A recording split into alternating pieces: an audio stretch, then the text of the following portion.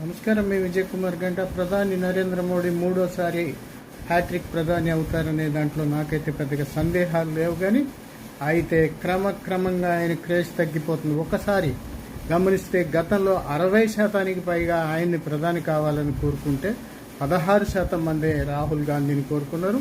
తాజాగా అంతర్జాతీయ మూలాలు ఉన్నటువంటి ఒక జాతీయ ప్రసార మాధ్యమం నిర్వహించినటువంటి సర్వేలో 38% మంది రాహుల్ గాంధీని ప్రధాని కావాలని కోరుకుంటున్నారు.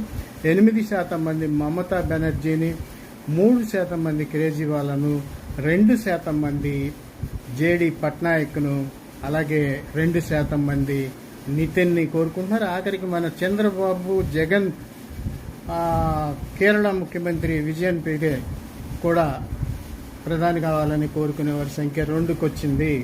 అంటే మసకబారుతుంది ఎవరి చేరిస్మా. మోడీ గారు గుర్తించాలి.